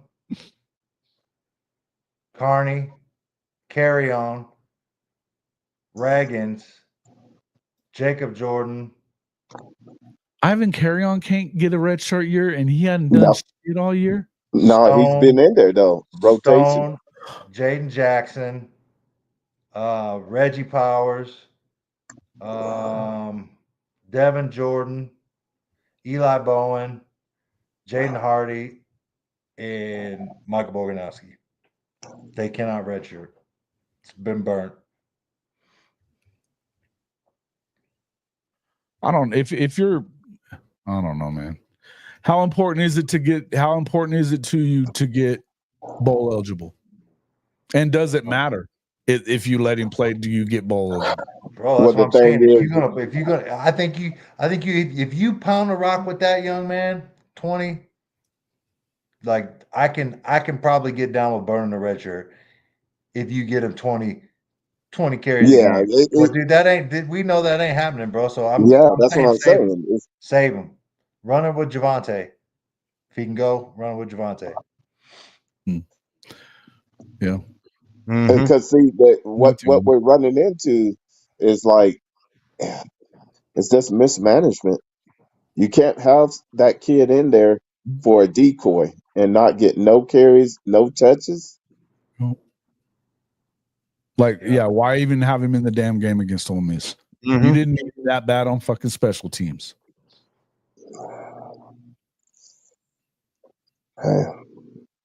That's why. That's where. Go ahead. Like I said, go ahead. I'm going to try to play devil's advocate here about the X-Rob thing, because I always hear about being a team player, being for the team, doing what you need to do, and that's with any college football team. If I was X-Rob's daddy, I'd say, X, Xavier, son, I know they haven't played you a lot this year, but if it means burning your red shirt for the sake of the team and leading the team into 2025, I say go for it. That's without crimson colored glasses. That's trying to be what a father, me being a father, what I would say to it. It's hard to say, because then I, as a father, I need to understand why you mismanaged his run in the Mississippi game, an Ole Miss game, before I Yeah, make that decision to allow him to burn it. It's got to be a counts and right. balances. But I hear what you're saying. Yeah, there's gotta be checks and balances. I mean, I understand that, Bishop. I like I said, I'm I just trying know to make you you want him to play. I hear you loud and clear. I hear you loud and yeah, clear. yeah, I But don't want him to play. yeah, put it like this. I would be open and honest with a lot of these players because I didn't realize we were playing that many people, and it doesn't. They were just playing, but they weren't getting touches, which is versus the defensive side. That's totally different. But on the offensive side, it's like I didn't even know Carry On. Mhm. I didn't know he played in 4 games. Mhm. Is that sad? Listen, he's pretty much Me, played in almost every game, I think. If I go back and look at it, but I Yeah, mean, at the end of the day, man, I had this conversation with my son, and I was like, it's hmm just a conversation. It's not like we were gonna redshirt or anything, but I was just telling him like, hey, man, is this something that you're willing to burn, of your red shirt by, yeah, playing special teams, and especially like kickoff, kick return, where that's they don't even really return stuff anymore. You know what I mean? I was like, yeah, and yeah, maybe the yeah, chance of playing a snap or two or a series or two in the games, is that something that you're willing to? Are you okay with that? And I was like, yeah, it's just to try to get him to wrap his head around stuff and think about stuff. And yeah, he's going to do whatever they want him to do. That's just what he is, man. He ain't tripping. But these are conversations. You know what I mean? That yeah. you got to That's what have. I'm saying. But I I mean, that's hmm all I water get it. under the bridge, yeah, because his 5 is done. His 5 was done after Tennessee. Yeah, no doubt. So Ivan's played in 7 games. He's Yeah, got 3 receptions, Gee, Manetti. 15 he yards. didn't play in the second game of the year. Who was that? Freaking Houston. Yeah, yeah. Yeah, he didn't play against Houston. No. but 3 reception Three is what he receptions, has. 17 yards. Yeah. What a waste. Yep. What What a happens with Jackson Arnold? Bye. He gone. He goes somewhere. He goes somewhere else. I I think that's I really. honestly think I honestly He think bye bye. He bye bye. I think he's in the portal. I really do. Yeah, Sooner in yeah. I think Texas. he's in the portal at the end of the year. Sooner in Texas, man. How many times have you seen it this year where a cat's like, I'm redshirting? You know what I mean? Now I Yeah, don't know what happens if a player from Oklahoma does, or another team, because usually it's in conjunction with I'm redshirting and I'm jumping out. in the portal. You know Yeah. what I mean? But I don't Mhm. yeah, know. I don't know what a Mhm. what a kid that intends X to Rob stay is with the team Oklahoma says. all the way, though. I don't think you, as a true freshman, he necessarily expected to, with the room being what it was, that he expected to come in and start, right? right, right. But Right. now that you're down to this point, we know he's Oklahoma all the way. Mhm. Okay, so if you Mhm. were his dad, Jason, what would be some of the criteria to have him go ahead and burn it? Well, he better be on the 2 deep starting next year. Facts. Mhm. That's what I was. Yeah, we have to.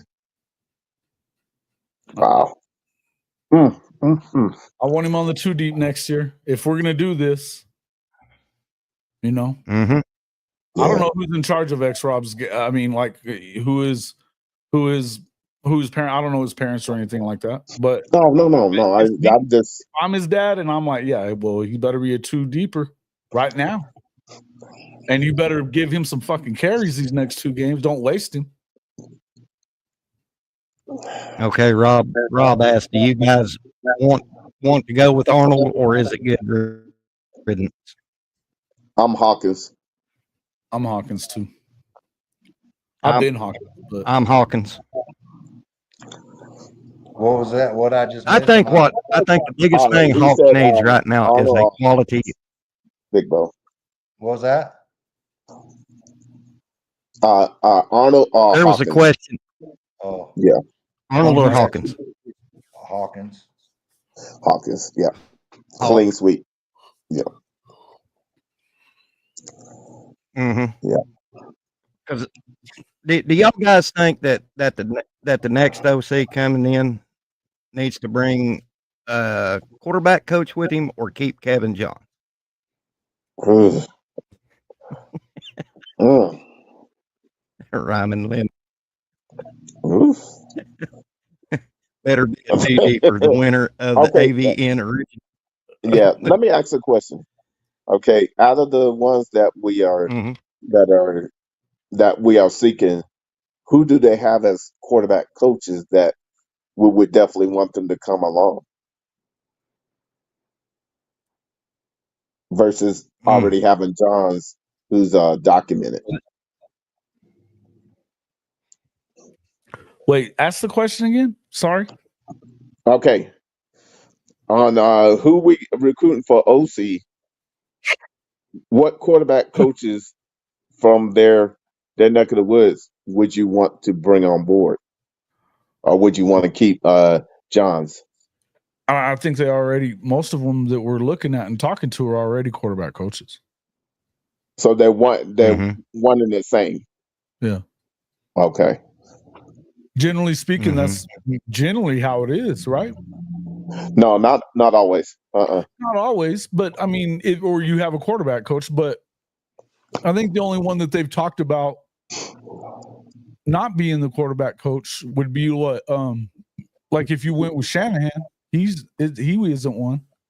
Okay. But like, so if they went with GJ Kinney, or even if they went with, GJ Kinney was a quarterback, has been a quarterback coach and a coordinator, but you've got what's his name? His offensive coordinator is also the quarterback coach now at Texas State. But I mean, so he would probably bring him along. I think almost definitely. You know what I mean? Yeah. That's Mac. What's his name? So anyway, but I mean, the rest of them that I know of that they're looking at they're all the ones that they were. I mean, I know that Craddock is a quarterback coach. The guy that if they're talking about the Arbuckle dude, he's a quarterback coach. Who else? Dan Mullen. Necky's the quarterback coach. Colton Necky is. Yeah. Okay. Dan Mullen's a quarterback coach. Most definitely the quarterback coach. Yes. So then we can pay him more. Sure. If he's doing two positions, then yeah. Yeah, why not? Well, $4 million then. Yeah, why not? Jason, what's your take on Lemon's question? Does JJF take the demotion back to tight end coach, or does he nicely walk away and join another team? Oh, I think he's gone too. I think he's gone. It looks like to me he's gone. And then I don't know, man. To be honest with you, from what we're hearing from like guys like Stoya, it sounds like DeMarco may be out the door too. Damn. Yeah, I think Joe John's gone and he's at Mississippi State. Yeah, yeah. I think so too. He could end up going back to Ole Miss because he was their passing game coordinator before. But I think he goes. I mean, I think he goes to Mississippi State.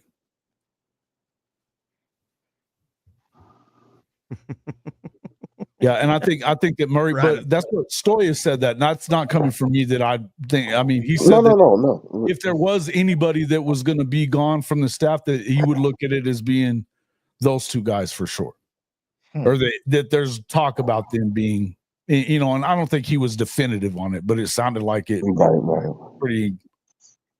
Pretty distinct possibility. And I mean, I don't disagree. I think that's probably right.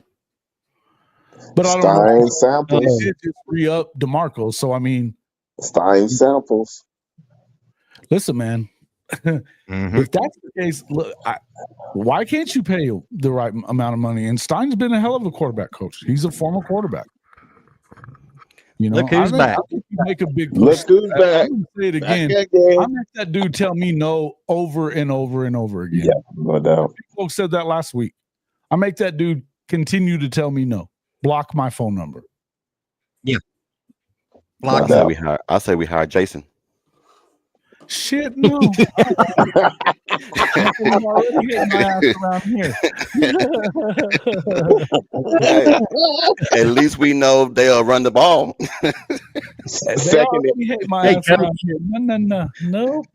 I'm good.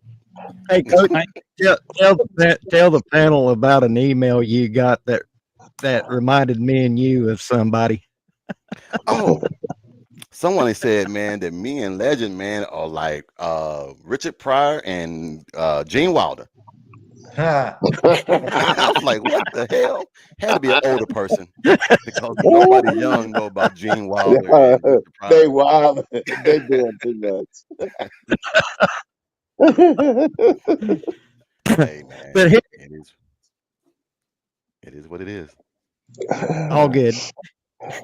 Yeah, absolutely. Hear no evil, Absolutely. see no evil. Hey, but you guys had some good points, man. I was listening to you guys on in the car, going to get my wife's car oil change. You guys got some damn good points, man, when it comes to if he should play or not. Yeah. That's a tough question. Now we can sit here and say that when it's not our child, but when it's our child, it's a whole different scenario. We can always give good advice to somebody else. But when it affects us, it's a hard conversation, man, that you got to have. So if I go to BV and say, hey, if he's gonna get 20 or 25 or 30 carries, we'll burn it. We'll burn it. But if he ain't gonna get that, nah. Mhm. Nah. I mean, And I hate it that way, even having to have to talk about it. well, you I got do. to. You got to. I mean, Mhm. like Big Mike Yeah, said, I Me know. too, I Bishop. know. you got to as a parent, because sometimes, man, we got to protect our kids from themselves because they really don't know Right. what the real deal is that this is a chance to where, because back in the day it used to be you go to school for the education and to get your degree. Now there's a possibility in everything that you get your degree, you can make money and maybe go on more. So That's why the red shirt is yes, so big, right? that's Because you Yes, have sir. another Yes, year sir. of earning opportunity. hey, I said it I didn't today. want to say that earlier, I- but I was Big Mike, I was I got dead a spot daughter that's along. doing that, so trust me, trying to we're get in it the back same there. boat. yeah, We're in the same boat. yeah, no, That's a no, family decision, not just your decision. yeah. That's a family. Yeah, decision. that's why, and that's what. That's what I was saying. Doc Holliday is like, nah, man, it's a deeper when it's your child, and you seen what led up onto it. We would have to really have a heart to heart, and that I know where if I, at least 20, at least 18 to 20 carries. Well, Guys, I got to show y'all a picture here. oh shit. I Okay. don't know if Oh y'all can shit. see that or not. No. Hey, Well, hey, I long can't you get ain't butt It naked. ain't Long ain't you your ain't No, butt profile it pic. ain't my left ass cheek. Well, Profile pic. But do you guys remember who Uwe von Schaman was? Yeah, Yeah, he you was a kicker. gotta Yep. Who? you gotta go back to 1970, the kick in 1977. I run onto him, and he signed a picture for me, and me and him had a talk for about 30, 45 minutes. And there again, Jason, that's why I didn't do a comment earlier on your show, because I didn't want to get in my fanboy feels with Marcus being on there. So I chilled until the last. I was in mine. Hey, they was getting on Jason about fangirling. I was too. I was Hey, definitely. he So was the man, though. Bro, He it's was the freaking. man. if y'all would have, It's freaking Marcus Dupree, brother. Yeah, he's There the was a man. lot. if y'all would have seen, people in the comments going, y'all would have "Holy seen me. If y'all would have seen me conversing with Uwe von Schaman, y'all would have said, Mike, get out of your fanboy feels. You're fanboying. Because, man, I was like, oh, my freaking God, Uwe, the man, Hey, man. the myth, the legend. Hey, I'm not mad at you, man. Listen, so when I was at I was at one of the spring practices where they had a scrimmage, Right. and shit, man, I got to meet Gerald McCoy, man. That's like one of my favorite Buccaneers of all time. Yeah. And I was trying not too hard to seem like I was, I wasn't trying to do too much, but I had to tell him this story, man. And his pops was there too, which is why I had to tell him the story. So the last year of St. Louis Rams, the Bucks played a Thursday night game out there in the Lou, and we went out there. And we were sitting right behind the Thursday night crew. I had on my McCoy jersey. My kids got me that for Christmas one year, so I had on my McCoy jersey. And his pops was like, "That's what's up," you know what I mean? And we're standing out on the concourse after the game, and he's like, "Hey man, you want to come down and meet the players and bring your kids?" And I was like, and I'm standing out in the concourse waiting for my wife to, they was using the restroom after the game. I dipped and went with Mr. McCoy and told her, I'll meet you back. Call me. I'll try to walk in. I'll meet you back at the hotel. But, he took us down there. We met all the dudes. You know what I mean? We stood there. But I told Mr. McCoy that story at the spring game practice, dude, and he was like super pumped about it. And Gerald was like, yeah, that sounds like something my dad would do. But he didn't really remember it too well. But I was like, that was legit, man. I was like, you have to do that. But that kid that's out there playing safety right now, you know what I mean? He was like starstruck like this something, like James Winston walking by. You know what I mean? Brother, like that dude Levante David. You know what I mean? It was crazy. Yeah. Think about that. Now, like an all-timer, man, too. Yeah. Oh, yeah. Yeah. Dude, I was like, damn. I was like, that's McCoy, right? So we rapped a little bit. We talked, but I was like, I was like, oh, I'm not gonna ask him for a picture. Like, we ain't doing that out here. You know what I mean? So we just talked a little bit. Yeah, it was wild, man. I'm normally not like that at all either. I mean, I'll tell you what. When I met, man, this was a while back too, and I met him in Vegas. But I got to meet, dude. This was crazy because this is the guy that made me really love Oklahoma. Back in the 85 days, man. This is going way back. Mm-hmm. And bro, I couldn't even talk to the dude. It was freaking crazy. It was crazy, man. It was Jamel Holloway. And I was like, no, I mean, I've been around Michael Jordan before. I mean, I've been a sports writer for long enough that you don't really get awestruck around too many athletes because I've been around a lot. Jamel, I was like, oh, whoa, and it was a weird situation that I ended up meeting him in. But I mean, I know that was a terrible look, but it was, I didn't care. But then, and I think the only other one, I never really got to meet AD. Like I talked to him in a press conference situation type of stuff, but never been like, and as a professional, so you obviously don't do that shit then. But I would probably be that way with AD also. But hey, Jason, remember when I told you that I met Hacksaw Jim Duggan? Yeah. Nice. Oh, dude, I'll tell you another one, man. I'll tell you another one. Yeah. Is I met Roy Jones Jr. after a fight, after a Terrence Crawford fight up in Omaha. Roy's a bad dude, man. That was pretty crazy, man. That was back in HBO boxing with Max Kellerman and he's him.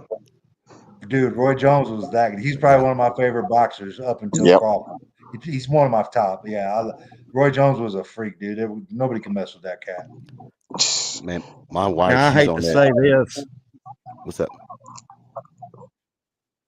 No, I hate to say this, but the one and only time. Go ahead. I'm sorry. The one and only time I have literally fainted. I am saying fainted.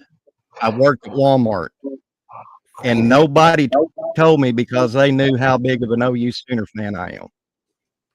In the break room walks Billy Sims, Jason White, and Steve Owens, 3 of our Heisman Trophy winners. While I was on break, they was going around different Walmarts signing pictures for the employees. I ain't gonna lie to you, I fainted. I ain't gonna faint for no damn man. Sorry. Janet Jackson, maybe, or Beyonce. But yeah, I'm sorry. no damn. You know, let's keep it real. Y'all taking this the wrong way. Y'all taking this the wrong way, guys. I know you. I know. I feel like it would have been for Michael Jordan because Michael, I grew up. I mean, we all grew up. If you're around our age, that's MJ was the guy, right? Yeah. Even if you hated the Bulls, MJ was the guy. Yeah. So I mean, that would have. But and I didn't really get to meet him either. So I was around him, but it was a professional situation. So I got to ask him a question, and that was kind of tough to get it out. But just asking him a question at all, which that was cool as shit. But I can't imagine like sitting around and getting to talk to him and shit like that, and it's man, that'd have been probably the other closest one. But I don't know. I think that with Jamel, it was kind of the situation and the way I met him because it was a friend of mine that was friends with him and had been forever and knew him from back in knew him from long before, went to high school and shit with him. And he just brings him in. He's like, hi, and you're an OU fan, aren't you? And I turned around, I was like, yeah, why? And I looked up and I was like, I was working in his house, when I was a home theater guy, and I was like, holy shit. And I was just like, whoa. So like I shook his hand, but I didn't really say much. And my friend was like, darn, you're weirding out? What the fuck? I was just like, yeah, I don't know. I was like, I don't really know what to say. I was like, wow, man. Yeah, because I mean, he really was the reason that I started loving Oklahoma football. I mean, I would have loved OU football, but that was the year that I was old enough to kind of understand what was going on. And me and my dad kind of bonded on it. It was Jamel, and he was the man. Damn, look at this. Look at Mars Jam's comment. Oh. Jaden O'Neal is reclassifying to the 2025 class. That changes the whole bunch. Hold on. By him doing that, they got to know. They have to know who the next OC is. Yeah. They got to know. Because that phone call, they got to know, coach. That phone call from that OC, if this is true, that OC had to call him and let him know that, hey, yes, I am coming there. Yeah. So, hey. Thank you for all blessings. We receive them. Is that? Hold on. Here's the thing now. Thank so now God I'm doing live to get all this. Well, that means that him and Sperry are coming at the same time, right? Yeah. Mm-hmm. There's competition, but again, I still think you love that. Mm-hmm. You love that. You love that, man. No, yeah. I'm never gonna run for competition. If you're the better man than me, okay, but I'm still gonna keep trying to get on the field. And that tells you that he ain't giving a shit because he could wait a year and still go. Yeah, man, that's big. Mm-hmm. He sees the opportunity to play right away. Sure. You got to come win it. You got to come win that sucker, though. But I mean, what I should say, to compete, to play right away. Now, does that make Michael Hawkins make a different decision now going forward? Not if he's who we think he is. Oh, he said it's not. I'm about to say I ain't seen nothing on Twitter. I was looking too, man. I'm looking to my phone. I'm like, wait a minute. If this is true, I mean, we can't just be throwing hypotheticals out there. Yeah, man. If it is true, I hear. Hey, the more the merrier. But you know what? Hey, Coach. The fact of the matter is, at this time, we're in the SEC, and he's already put the gauntlet down that we're gonna recruit someone to replace you. So either you step up to the plate and compete, or you're gonna get replaced. There's. If I tell you up front, then you can't say I didn't know. Coming to a school like OU, you already know that's a given. They don't. Yeah. I mean, there is no spots. You got to come in and earn those spots. And that's what we want. Yeah, You're a big dog. Yeah. Hey, man. What does Coach Roybal always says, man? Little ones bunch up, big boys line up. Yep. Let's get after it. Yeah. Hey, boys, I gotta go. All right. I got a 5th grade basketball team I got to coach in a half hour. Good luck, man. Hey, good Appreciate luck y'all. to you, Okay, bro. Mike. Throw 'em up. Enjoyed it. Love y'all. Keep up the good work. And holla at your boy. Love you All too, right, brother. man. Mike. Take care. Horns All right, down. brother. Guns All up. right. All right, then. All right, Take fellas. care, Hey, Big hey, Mike. Hey, Jason, I was gonna tell you this. What you guys were saying a few minutes ago, we have it like I told you that my daughter is dating Keontae Johnson, the basketball player for the Charlotte Hornets. Whenever he comes over at nighttime because everybody know his car now.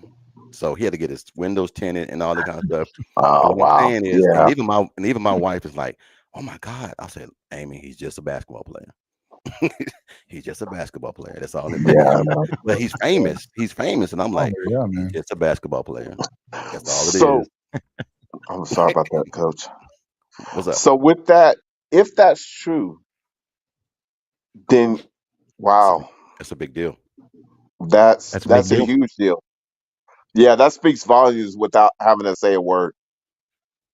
You know, Rob touched on a memory of mine about Nolan Ryan. So they're not saying I it's was at true yet. So No. Yeah, I'm just saying if. I'll leave it at that. But it don't, and hey, listen, not everybody. You know, somebody asked about here. What about Kevin Sperry being the same class, and what about physical maturity for guys who reclassify? Listen, if you watch this kid, physical maturity doesn't seem like an issue. He can certainly spin it.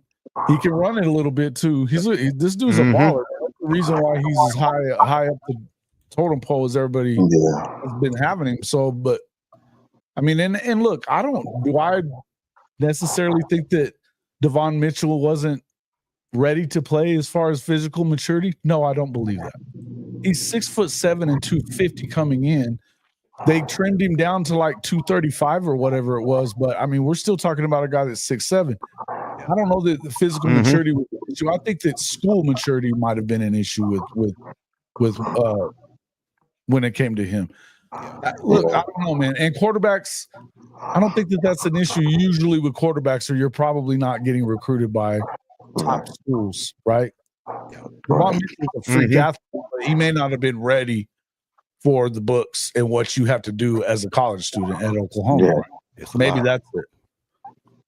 And see, let's just be honest. If that holds true, somebody in our organization talk to him to see if he'd be willing to. Right. True. I mean, that's a big deal, though, man. Now, Jimmy Satterfield, he says if Sperry decommits, we will know it's true. Do we still get Sperry with Jaden O'Neal? Oh yeah. Why wouldn't you? Yeah, why wouldn't you? Yeah, I'm just saying. I mean, that's a great question, and I know a lot of people are. We got to understand we're no longer in the Big 12. We're in the SEC, and competition is how iron sharpens iron. We can't afford not to be ready. So you have to compete and understand. With that, I think for the most part, whoever doesn't get it, they know that they need to do some work, so they should be good to go. But from now on, it's gonna always be competition. It should be that way. Yeah. It should always be be that that way. way in the first. Well, you won't get those guys that are hungry if they come in and you just give them something. They gotta come in and earn it. And I don't give out handouts. You got to earn every damn thing that you get because that's what keeps you hungry, and that's because you can't come in here and show favoritism and say, "Well, we gave this guy his spot, but you got to earn your spot." That's bullshit. Yeah, you come in and earn everything that you get. You got to earn them all. Everybody, hey man, we've seen what just handing the damn job over is done. Oh yeah, do all that shit.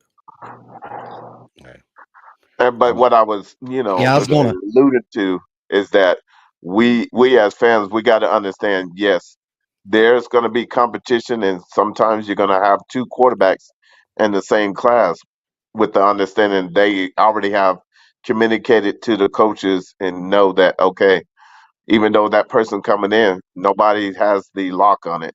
It has to be earned. That's all you ever want is a chance to earn it. That's what I liked about Coach Stoops, because you never did know who the quarterback was until a week before game time.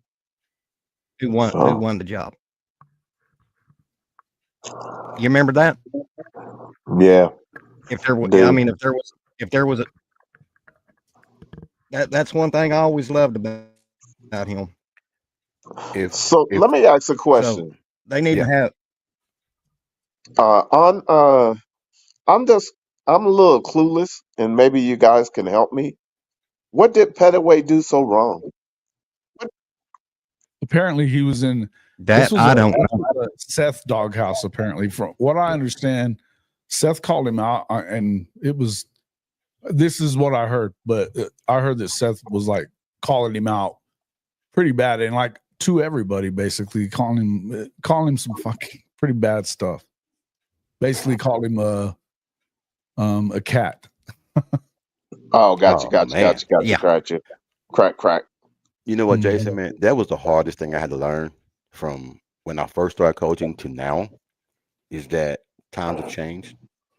The way you talk to kids back when I was coming up, you can't talk to kids that way no more. And Nope. and don't get me wrong, it ain't the words. It's just that some kids are not built that way to where you can give them the tough coaching. I want a coach to coach me tough and hard. If I ain't doing, and my dad's the same way. If he ain't doing shit, tell him. We'll get him to do it. But some guys just don't. They're not cut from that cloth to where the wrong thing you say to them, they shut down. They're done. Yeah, and I don't even know that that's what. I don't even know that Petaway was like being that guy. It doesn't seem like to me that's who he is. It don't seem that way. I think he went through his fire test, and that it's time for him to break out. It's time for him to figure out a way to get on, because we got too many guys that ain't touching the ball. And it's like why aren't we utilizing the people on the field when they're on the field? That's coaching. That's coaching. Uh-huh. A coach should always say, I want the players. When you have the players, for that, coach. Now it's the coach's job, because like I told Legend, I want a kid to come up and tell me, give me the fucking ball. Give me the fucking ball. I mean, it's crazy, but I want a player like that. Coach, give me the fucking ball. I want the ball. And then when I give it to him and he does something, that lets me know, okay, I got one dog. And then everybody else gonna start saying that, coach, give me the ball. So I don't think these coaches trust the players around them. And I know that's crazy to say, but back in the day, we would have 50-50 balls. We just throw that mug up and our guys would go get it. Yep. We're not even throwing the 50-50 balls no more. We're just not even throwing it at all. We're just saying, nope, I'm not going to do it, because the quarterbacks are too scared to make a mistake that they're going to get pulled. That's all coming from that. You know what I mean? And once I get him, if I'm a quarterback and I get into my head that I can't make a mistake, that's when mistakes start to happen. Wasted. Yeah. Mm-hmm. Guys, I gotta get. I tell you. Yeah. Okay. Well, I'm going to have to jump off too. It's my belly's about to eat through my backbone. Coach Rick, Jason, tell everybody where they can find you. Right here on Sooner Legends Podcast. That's it. No. Same here. Man, I hang out at Coach Rick's. I can't hang out there in Hall of Fame college football. It's HOF-CFB right here on YouTube, man. If a lot of you guys come in, but I welcome everybody in. We enjoy having you. We'll be on tomorrow night at 6:30. I'm sorry, 8:30 Eastern time, 7:30 Central. So jump on there and check it out. It's me and the Coach Roybal, my co-host for that one. That's one of our fun shows. So we'll have a lot of fun with that. But yeah, hey, thanks for having me as always there, legend. Appreciate you. Oh, Hey, you got a toothbrush here, brother. That's right. oh shit. Hey, y'all roommates? Hey, Everybody except for you, Rob Infield. He's lying. You don't have to. Nobody cares, bro. I mean, you're an Orange fan. What do we give a shit for? oh, you can find Coach Rick's running Coach up someone. Lipstick. What? Hey man, look, I'm gonna market that shit one way or another. I'm gonna get that.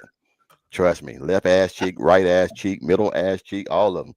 There's a shirt out there for that on our Hall of Fame website, by the way. Hey, all right, man. guys, we'll see you later. Y'all take All care, right, man. then, bro. Okay, See you Jesse. guys later, man. Peace out. I'm gonna get up out of here too, Coach, man. I got to peace tonight. What's up? Where I got can a they few more find minutes. you at? Oh man, you can find me, man. I make sure mine's easy, man. And any other social media podcasts and everything, man. It's Coach Ricks at Coach Ricks at X or Twitter, at Coach Ricks on Instagram, at Coach Ricks on YouTube. You know, so I keep it simple for everybody, man, because everybody's try to be Coach Ricks, but they can't be me. That's right. And y'all can find me here on YouTube at Sooner Legends Podcast, or you can find me at X Twitter under Okie Cowboy 1969. I appreciate everybody who came into chat. Rob, Ryman Lemon, Sooner in Texas, all y'all. First lady. Hey, is Kimberly Kate in First here? lady. She was. She was cooking dinner for the family. Hey, man, I want to send a special shout out to Kimberly K, man. Like I said, she sent me an email, man, and I'm gonna tell you guys, man, something happened that I wasn't aware of, but she brought to my attention, so I'll put it on your podcast and on mine. If you come to my podcast, man, let's keep it 100 and keep it Yes. friendly, lovable, respecting, man. I don't want to ban nobody from my podcast because I don't want to do that. But when we come on there, man, let's be respectful for everyone because I respect you guys and I want the same thing in return. So when the first lady comes in, let's keep everything 100 and everything legit because I don't want to ban your ass for the first lady because she comes first. Yeah, don't say nothing on these live chats that you wouldn't say to your own mother. Yeah. So I told her I would say that and everything, man, because I'm going to protect her, man, because she's the main female, man, that comes in all these podcasts, man, and she talks to everybody. So I'm going to protect her over everybody. Me too. And everything, man. So I just want to let that be known. Don't come on the podcast of mine, undermining her or talking bad to her because I will ban you. Yeah. So like I said, y'all can find me. You can find me with Coach Ricks or Jason Watkins at their respectable podcasts, but you can find me here on YouTube, Sooner Legends Podcast, on X Twitter at Okie Cowboy 1969. If you would like, you can become a member for as little as $2.99. And if you don't mind, if you ever want to do a super chat, the cheaper way to do it, I've got my Venmo and my PayPal running across the stream there. Give what you can give. I don't ask for donations, but if you want to, that's up to you and your heart. So with that being said, this is the legend. We'll see you on the backside. God bless each and every one of you, and thank you so much, gentlemen, for coming on the show with me today. Oh, always, man, always. Boomer. Sooner. Y'all take care.